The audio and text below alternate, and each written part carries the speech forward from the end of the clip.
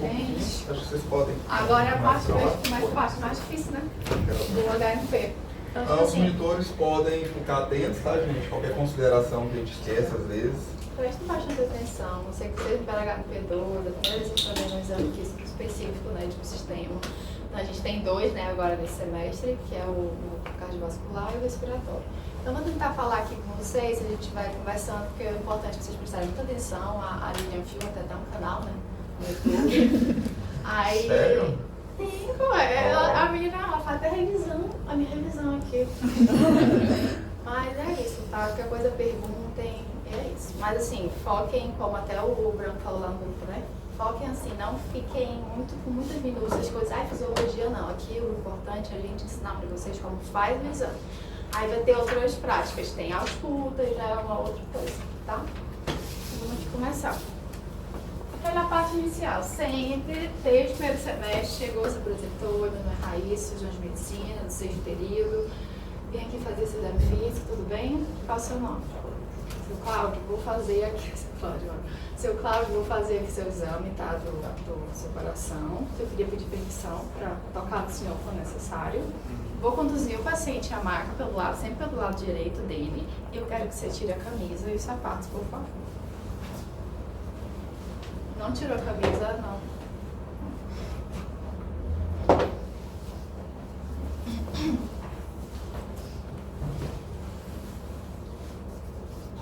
Eu quero primeiro que você permaneça sentado na maca. Primeira coisa, ele sentado, tá? Aqui é quando a gente tá sentado, a gente vai fazer aquele exame geral, antes de todo exame físico que a gente faz, tá? Então, assim, eu vou avaliar na pele do paciente, vou avaliar nas mucosas, pele, mucosas, fâneros e úmido. O que eu vou avaliar? Vou avaliar palidez, vou avaliar se ele tem cianose. Falem tudo que vocês estão avaliando, porque isso a gente precisa saber. O professor sempre contou assim, que vocês precisam falar o que a gente monitor não sabe o que vocês estão pensando. A gente não tem como imaginar, entendeu? Então, Tem coisas que não fica na cara, não fica óbvio. Então, professor, se eu puder fazer todo ele falado, é uma segurança que vocês vão ter de que o monitor está tendo acesso àquela informação. Às vezes é um movimento muito discreto, então a gente perde essa informação. Então, falem. Tipo assim, pode fazer todo o exame narrado. Eu aconselho a fazer isso. Eu sempre falo pro pessoal do semestre, gente, não deem oportunidade para ninguém tirar ponto de vocês. Então, fala tudo. Se for para aquela discussão, não dá margem. Fala tudo que está pensando. Enfim, estou avaliando aqui na pele, nas mucosas, que eu vou fazer. Pele, mucosas, fâneros, unhas, palidez, cianose, icterícia, sudorese anormal e pele fria. No entanto, tem sudorese anormal e pele fria, eu preciso pegar no paciente, tá? Então, se vocês não pegarem, esse tópico não vai ser considerado. Sudorese anormal e pele fria, sempre falando. E quais são? Eu vou avaliar aqui os fãs, eu vou avaliar o cabelo dele, distribuição, hidratação, coloração. Aqui vou avaliar as mucosas, conjuntivo ocular, pode abrir a boca. Seguir a língua passada da boca, freio lingual, região gengival, sublingual. Vou ver os fãs, mucosas, unhas, vou ver as unhas do paciente, ver se tem algum sinal patológico, que seria qual? Unhas e baqueta. Unhas e baqueta, tá? Ver se é aquela quebradiça. Unhas, pele, é isso. No geral é isso. Esses 4 itens, tá? Aí aqui, avaliando aqui na mão do paciente, eu posso ver aqui primeiro nos membros superiores as palmas das mãos do paciente, em busca de quê? O que eu vejo na palma da mão do paciente? Icterícia. E falo, estou analisando icterícia na palma da mão do paciente, tá? Ainda aqui na mão, eu já posso fazer o quê?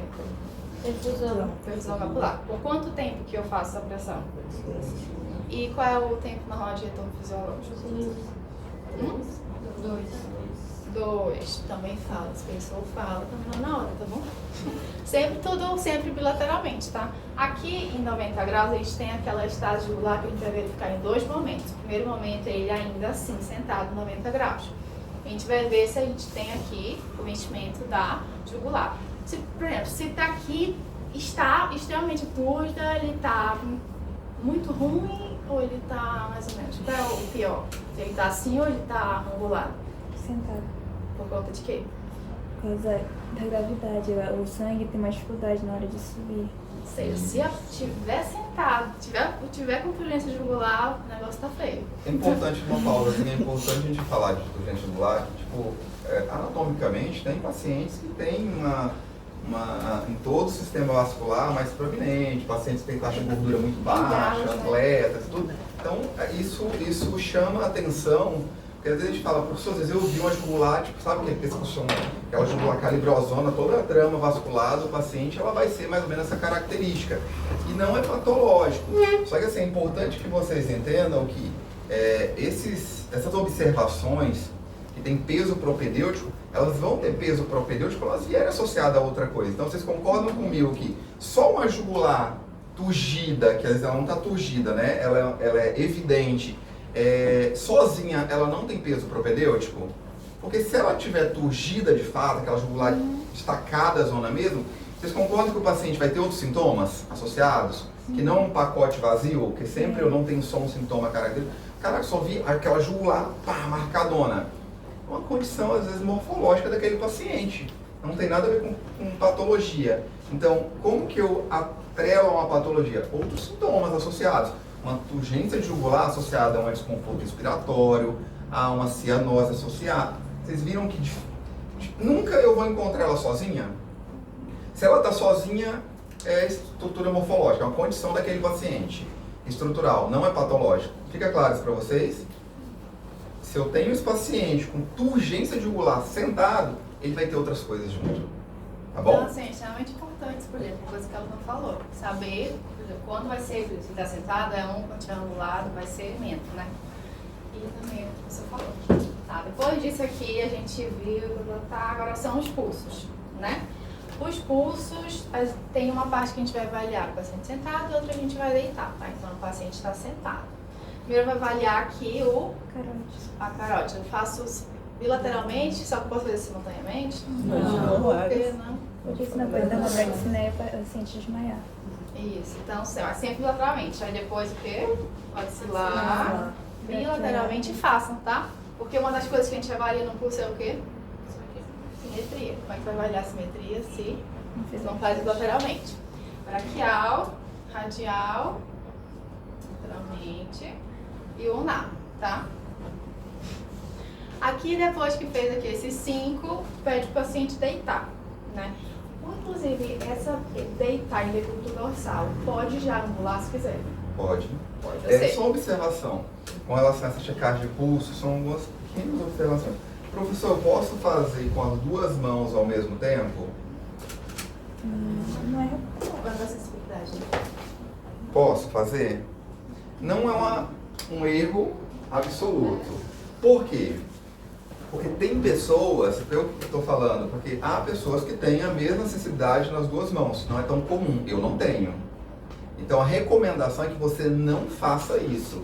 Que você cheque sempre com a mão mais dominante, a de maior sensibilidade. Então, só porque às vezes vão falar assim, é errado. Não é errado. Normalmente a gente não consegue ter a mesma sensibilidade nas mesmas mãos.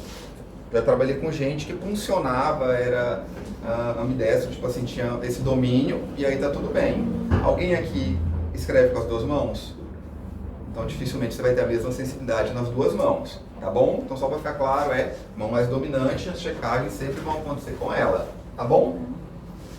Então eu falo que a Raíssa fez um movimento, aqui ó, axilar e axilar. Então sempre é axilar, axilar, mesma mão. Mas se no caso vocês fizerem assim, você vai abrir depois? Quero que vocês façam sempre com a mão dominante. Então, certo. Só para engessar essa informaçãozinha, tá? Tá, depois disso assim... Não, porque tu fez só no axilar, eu vi que foi involuntário, foi tipo... Todo o resto fez com a mão dominante. Depois disso, o paciente tem 3 posições que a gente, se for fazer ali certinho, ele vai ter. Ele sentado, depois ele fala para decúbito dorsal e depois tem essa angulação. E depois pro exame. Só que a gente já pode angular o paciente, caso seja necessário. Qual é a angulação que você vai fazer? Esse aqui angula, pessoal. Angula. Mas aqui não vai ficar lá. Legal. Ele tem 45 graus. Eu sempre do lado direito. Paciente. Tá, aqui o próximo pulso é o femoral. Eu tenho que pedir permissão, né? Pedir permissão pra próxima femoral. Faz, tá? Sempre bilateralmente. Poplíteo. Bilateralmente. Falando o nome dos pulsos, tá? tibial posterior bilateralmente, pedioso bilateralmente, tá? Acabou os pulsos. Aí também aqui, tá vendo uma coisa meio crânio caudal. Já vi, tinha visto perfusão, tinha visto uma parte da... Pois é, eu vejo tudo aqui agora. O que eu posso ver aqui no pé? Eu vou ver a planta dos pés em busca de quê? De icterícia. Vou fazer também a manobra de perfusão capilar aqui dos membros inferiores. E vou ver a presença de edema, né? Fazendo o quê? Isso, faz bilateralmente. É algum, assim, dá pra ver edema em região periorbital, sacral e aqui a tibial. Então a gente chama de fazer só aqui nos membros inferiores. Alguma coisa? Essa parte. A gente vê cianose no pé, não? Cianose? Cianose. A perfusão já fiz. Ah, já é perfusão. Já fiz. Agora é Faça a tá. perfusão do pé sentado ou deitado? Eu posso fazer os dois. Acho que deitado. Agora que a gente já Se tá eu bolado. fizer ela sentada, ela não vai ter valor propedêutico, porque a gravidade vai automaticamente fazer um exercício diferente, entendeu? Então eu não faço ela, não tem peso propedêutico significativo. Só que tem algumas literaturas que recomendam, algumas literaturas não, alguns guidelinezinhos que falam, já vi, mas assim, não tem peso propedêutico, gravidade vai gerar alteração. Então a partir do momento que eu coloco deitado, eu anulo a gravidade. Aí pra mim sim é significante, tá? Aí aqui, paciente, justamente, porque é uma coisa que a pessoa pontua e também, a gente vai ver, levanta, deita, ficar toda hora pedindo para a gente mudar de posição. Entendeu? Então a gente tem que ter esse raciocínio de que, eu vou ver, digamos, tem que ver a palma e a planta dos pés, a gente fica engessado isso na cabeça. Aí, deitei só para me ver, aí depois sobe de novo para fazer, entendeu? Então tentem pensar desse jeito, posição do paciente, que você tem que analisar. É mais fácil para a gente conseguir ter essa sequência na nossa cabeça, justamente aqui, agora que vocês estão aprendendo. Aí, com essa angulação, tem duas coisas que é obrigatório, né? Que é a angulação. Que você vai ver, a segunda vez você vai ver essa estágio angular, nesse ângulo de 30 a 45 graus. Vai falar, estou vendo esse paciente, entendeu? Fala em tudo. E também tem a manobra do refluxo. Tentato jugular. Você vai fazer a pressão, né? Aqui no... Aonde você vai fazer? No fígado. Você vai pressionar por quanto tempo? Tem tempo, professor específico? O Rodrigo falou. Não? 10 Ou a não? 15 segundos. 10 a 15 segundos, ele é eficiente já, entendeu? Então, quero que fala um pouquinho menos, 10 a 15 segundos só para nível de teorização, se for o caso que cair, 10 a 15 segundos. Qual é o nome da região? Aqui é o Hipocôndrio. É, o hipocôndrio. É localizado em rebordo intercostal direito, né? Aí você palpa a região de fígado, mão engarra, a técnica é mão engarra por baixo do rebordo e faz a palpação. Pressiona 1, 2, 3, 4, 5, 6, 7, 8, 9, 10 e solta. O que vai acontecer? O Rodrigo falou, ele explicou essa. Quando eu pressiono, o que vai acontecer? Ela turge, fica túrgida. Quando eu tiro a mão, o que ela precisa acontecer? Volta ao normal, né? E aí, quando o paciente tem algum bloqueio, alguma sobrecarga, eu tiro a mão e ela continua túrgida mais de 10 segundos, né? Isso me leva a acreditar que pode ter alguma alteração, né? O que acontece? Já que eu já estou falando, eu vou reforçar com aquilo que a Raíssa ia falar, mas já vou completar. Essa manobra é extremamente desconfortável. Ela é um pouco dolorida até para quem não tem nenhum problema hepático. Quando a gente pensa num paciente idoso, com tecido mais fibrosado ou com algum problema hepático, ela fica muito, muito incômoda. Então é uma manobra legal, mas ela pode ser substituída facilmente e tão eficiente quanto e menos agressiva pela epigastro jugular. Ou esplânqueo jugular, que é a mesma coisa, não tem que é muito usado, mas na região epigástrica você faz a pressão, pode ser com a mão fechada, pode ser com a mão com as polpas digitais, entendeu? Mão fechada ela gera uma área de superfície um pouco mais confortável. E você faz a mesma pressão e você tem basicamente os mesmos resultados, só que você sai do rebordo hepático, do rebordo intercostal em cima da função hepática, então acaba doendo um pouco menos. Então, o que eu posso falar para vocês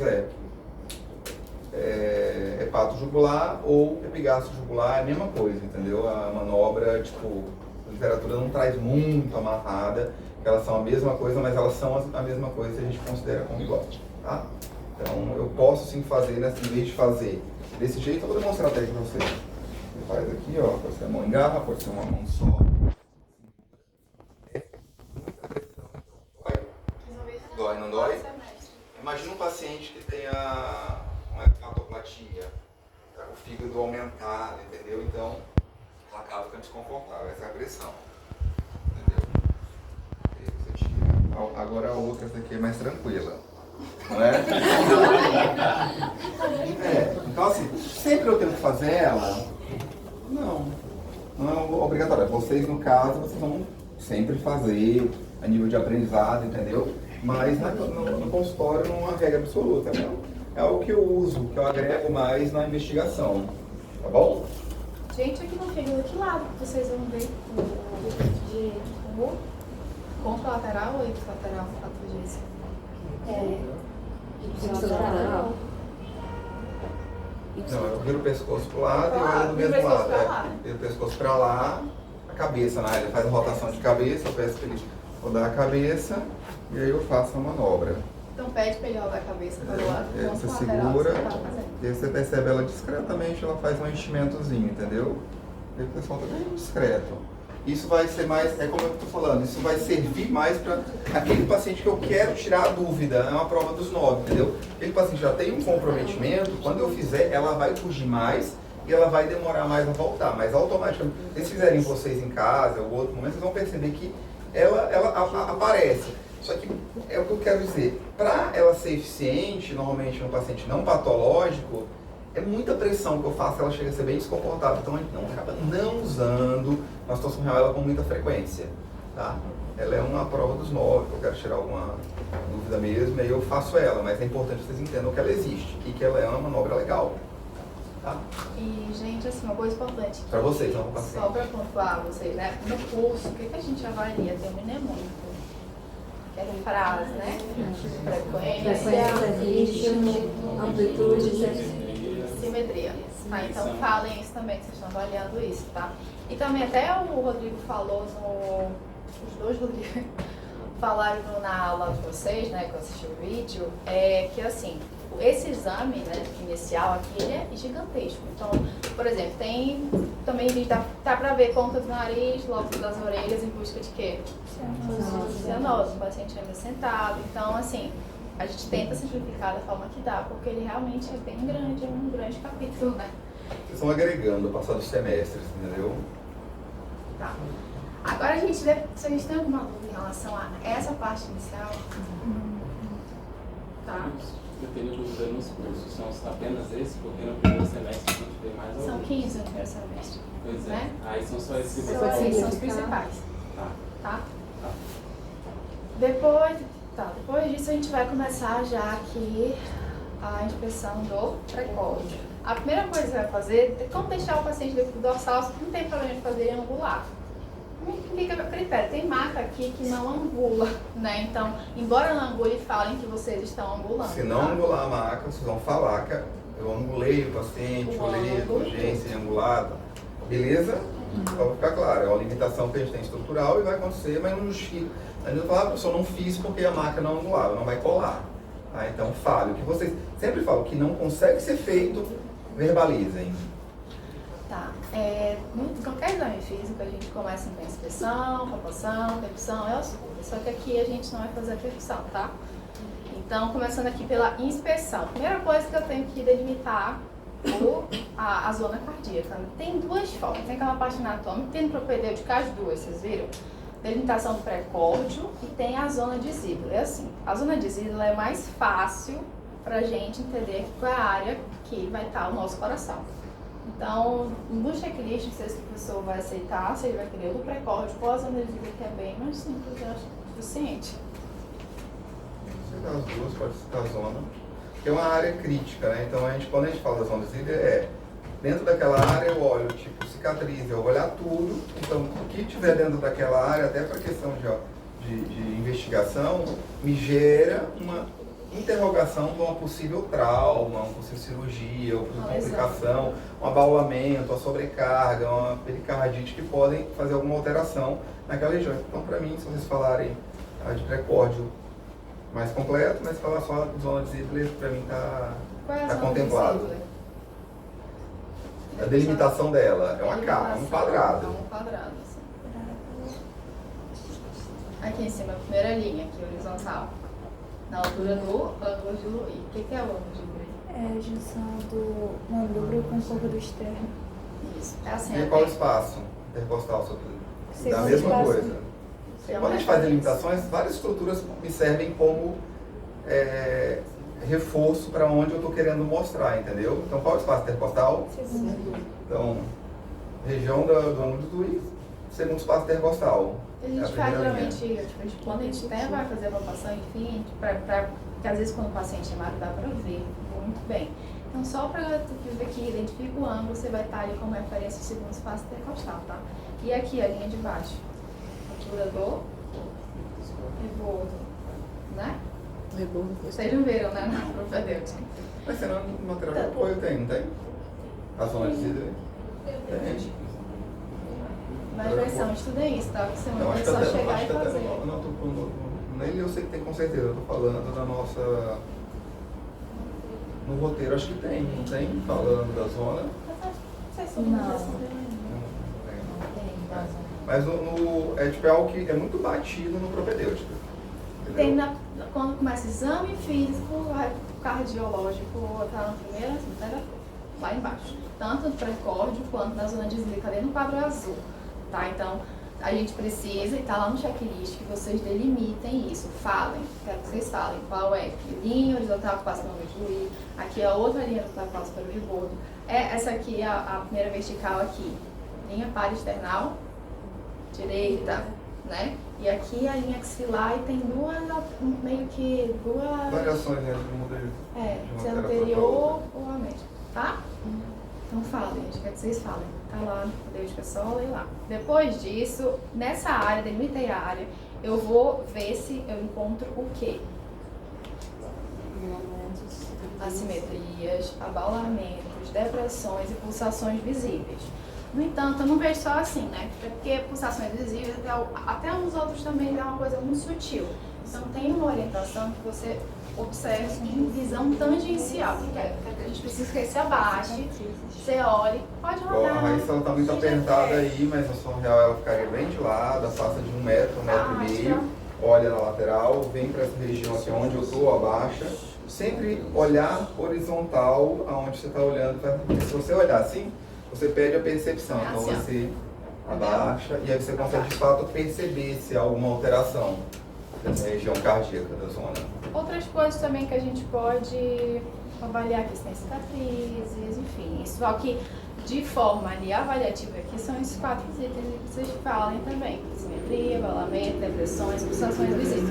Façam a visão tangencial e delimitem aqui a área da zona de Ziegler, que eu particularmente acho bem mais simples. Porque lá no outro tem um monte de estrutura anatômica lá, enfim, tá? Depois da inspeção, a gente vai para palpação. Antes de tudo, eu vou fazer a palpação com que região, Dani?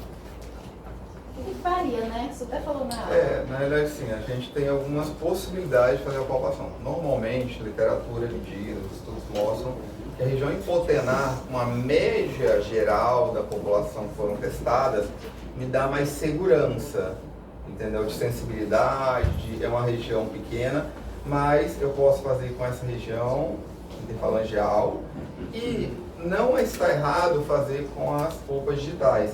Só que essa é a região que mais atrapalha, que mais tem interferência com o pulso próprio e com a sensibilidade de polpa digital. Então, região hipotenar é a região que me dá mais segurança. Então, eu gostaria que vocês fizessem com essa região, tá? Para a gente padronizar. Então, eu falei tudo isso para dizer que as outras regiões não estão erradas. Então, se você depois entender com a tua experiência que fazer com o polpa digital, para mim, e traz uma sensibilidade, não está errado. Não aqui no HMP3.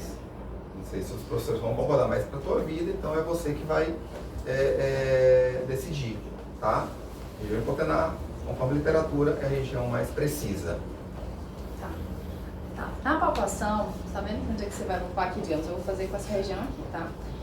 Seguindo a orientação do professor, sempre com a mesma mão, né? A mão dominante. Lembra que a gente pediu para vocês delimitarem aqui a zona de zíper. Tem 2 momentos que vocês vão fazer essa utilização dos 5 focos, né? E a gente precisa que, na primeira, na palpação, você vai fazer nos 2, tá na cabeça, faz nos 2, é só questão de tempo. No primeiro, vocês falam a localização anatômica, o nome de cada foco, o que vocês estão fazendo ali, tá? Então, por exemplo, aqui, com essa região. Aqui, a gente vai identificar pelo ângulo do I, você vai estar em qual espaço intercostal que você falou? Segundo. Às vezes é tão sutil, né? Tá, segundo espaço intercostal. Qual é o primeiro foco que eu vou ver? O aórtico. Fica onde? Fica do lado esquerdo, segundo espaço intercostal. Do lado direito. Do lado direito, vem pra cá, né? A linha para a external direita. Então, a resposta é onde fica o foco aórtico. Segundo espaço intercostal, linha para a external direita. Daqui do foco aórtico, para seguir uma sequência por conta da ausculta, né, que você tem que arrastar o estetoscópio, você vai aqui para o segundo espaço intercostal, qual lugar? Pulmonar.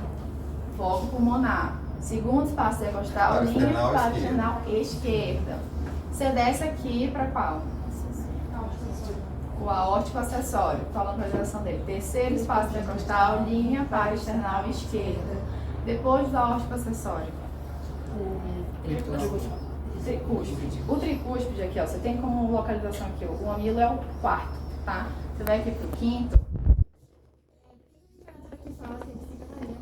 À esquerda, só que ele é um pouquinho antes, assim, a gente fala meio aqui, um pouco pro lado Mais esquerdo, não pro centralizado. lado apêndice tifoide. Lateralizado um pouco, não necessariamente na linha paraesternal. Essa estrutura anatômica do externo, ele faz esse movimento, né? Ele vai estreitando. Então, de fato, é como se você estivesse correndo. Aqui, Ele vem um aqui pouquinho e aqui, entendeu? assim. Você acompanha a estrutura do externo. Beleza? Então só joga um pouquinho, é pouca coisa pra dentro mesmo. E o último foco seria qual? Mitral. Fica onde? 5º espaço intercostal, linha M clavicular. Qual lado? Então essa resposta tem que dar, se não der Se essa você correr a resposta. mão, acompanha o arco. Ele faz essa curvaturazinha, entendeu? E faz aqui uma linha imaginária, né? M clavicular, Sempre meio da passando clavícula, as tá? linhas. Só que aqui no foco mitral, o que a gente É tá... a exceção, o Rodrigo também falou. É exceção. Também a gente, o que tem lá? O ictus-corde O que é o iscópio? é o órgão do coração. Onde vai encostar no tórax, né? Então, até foi falado lá que existem pacientes que é um pouco mais difícil, a gente pode lateralizar ele, né, do decúbito, dependendo, pode ter ser grande, pode ser gestante, mulher, pessoas mais obesas, então isso fica a critério. Pode falar, poderia lateralizar o paciente em posição de paixão, né? A gente fala de paixão, que a gente fala para abraçar o paciente. Eu falei pra vocês, né? Questão de paixão, né? E aqui, Falei não? É porque faz referência à paixão, a dor que a pessoa fica quando ela tá é porque quando ele apaixonada. vira aqui Deita desse e volta o lado, negócio, a gente fica meio assim. dorme com a mão no coração apaixonado, né? É uma menção. Na hora dele é comprometido. Não é brincadeira não, é um relato. Tá. Aí aqui no ictus cordis, que é o foco mitral, não é que você pode fazer com isso aqui? Pode, só que obrigatoriamente você tem que fazer com as formas digitais. Tá? Eu só posso fazer das duas formas? Pode. Eu tenho mais sensibilidade aqui, só que você tem que fazer com o polvo digital porque é a mensuração. E qual é o mnemônico para a mensuração do ictus cordis? Do pulso normal é FRAS, né? F-R-A-S. Agora é FREMIL. Frequência, ritmo, extensão, mobilidade, intensidade, localização. A localização dele você já sabe. E uma coisa que vocês têm que falar obrigatoriamente, tem lá várias, como você tem propedêutica, enfim. Mas algo importante que a gente vai cobrar aqui é o tamanho dele, é a extensão, que é a letra E. Qual o tamanho fisiológico dele? Traz 2,5 cm até um espaço intercostal. Normalmente é o tamanho tá no propedêutico também, tá? Então falem isso. É isso, proporção. Qual é a localização, extensão? É FREMIL. FREMIL. Frequência, ritmo, extensão, Mobilidade intensidade e localização. Mobilidade, como que vocês de fato vão olhar a mobilidade? Na prática, como que viria a mobilidade? Fazendo paixão. A única forma de ver mobilidade é você localiza ele. Ah, professor, mas aí eu tenho dificuldade do paciente que pouco perceptível, sem o paixão, então vai ter essas situações que podem dificultar. Mas no geral não, eu consigo identificar ela, localizei ela. Tem paciente que eu vejo ela com a força de contração máxima, né, do coração, né, o ictus. Então, às vezes eu vejo a pulsação na região do ictus. Mas localizei ela, como que eu faço mobilidade? Eu faço o paixão, apoio a mão e estava aqui. Eu rodei, ela foi lá para baixo. Não é comum, né? Existe uma mobilidade. Qual que é a mobilidade que a literatura reconhece como aceitável?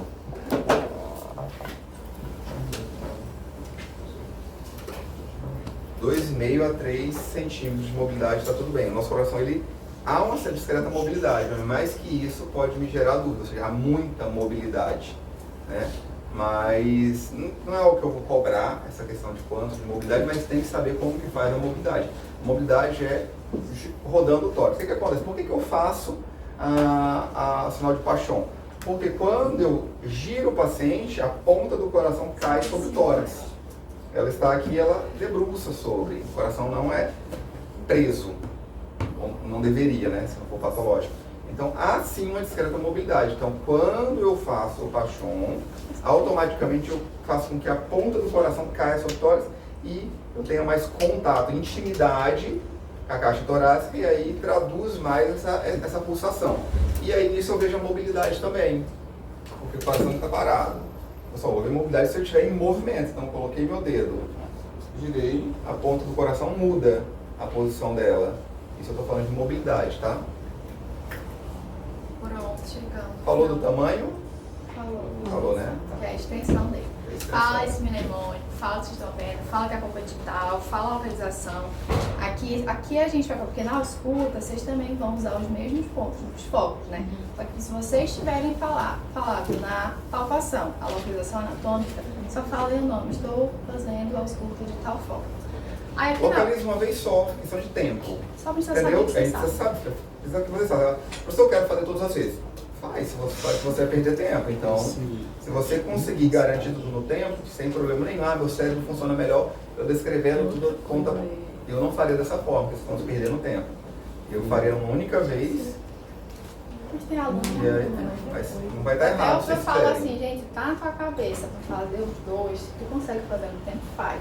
Não é a gente vai dizer faz do jeito do outro, faz. E Raíssa, no Fremil, esse I é de intensidade? O é O I. intensidade. Como eu avalio intensidade? Tá lá no propedêutico, tá? Na atualização. Vocês têm aí o propedêutico, gente? Oi? A intensidade do... É só saber se está fraco ou forte. Entendeu? Confesso qual foi É realmente. aquele pulsinho filiforme. Normalmente, o pulso do ictus, ele é um pulso muito mais palpável do que os demais. Então, ele tem que palpei os outros, lá ele vai ter ele tem que ser mais forte, porque a força de contração máxima do coração.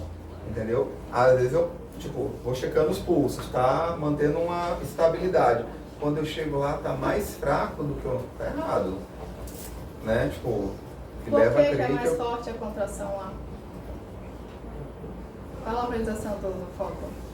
O ventrículo onde vai pra situação Ejeção. sistêmica é maior, tanto que a Ejeção parede máxima. dele é mais espessa, enfim, né? Uma coisa biológica. Aí então, a questão da intensidade é só isso, é só ver se...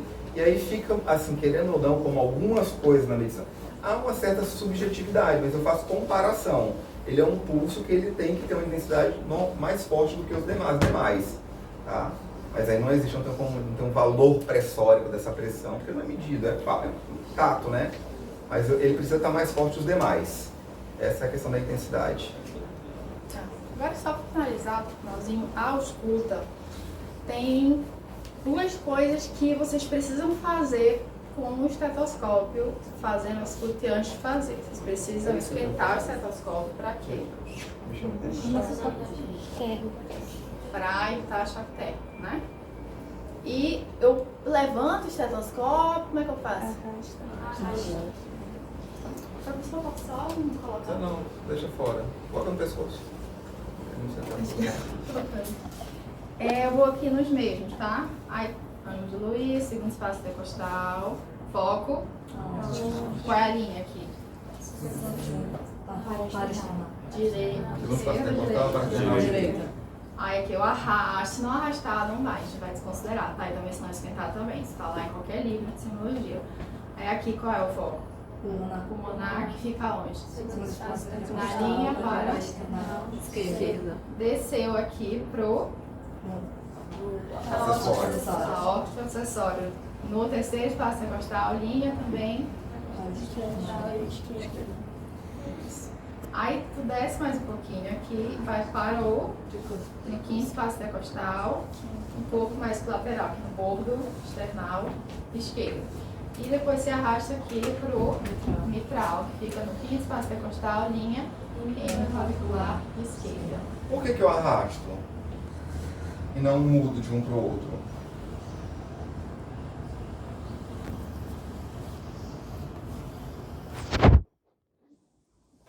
O foco, quando eu faço, essa escuta é a escuta mais simplificada, mas eu pego literaturas que tem vários pontos de ausculta cardíaca mesmo. Só que esses focos são os básicos. Então, quando eu faço essa ausculta, são os pontos máximos de contração e de audição daquela estrutura que eu estou querendo ver. Eu estou querendo ver principalmente o quê? Quando eu coloco em cima do foco, eu estou vendo o quê? Isso. Fechamento, eu consigo ver, então não é o foco agora, a gente vai falar um pouquinho mais na frente da ausculta, mas ainda de forma muito simplória, mas eu quero ver se essas válvulas estão fechando de forma efetiva, se não está tendo nenhum escape, né? Se não, tipo, ou se elas estão fechando. De forma bem simples é isso. Quando eu arrasto, é importante que eu veja se além daquela estrutura, eu tenho outro comprometimento na extensão, como por exemplo alguns aneurismas pode ter, entendeu? E aí gera turbilhonamento, som tipo mais confuso, aquele som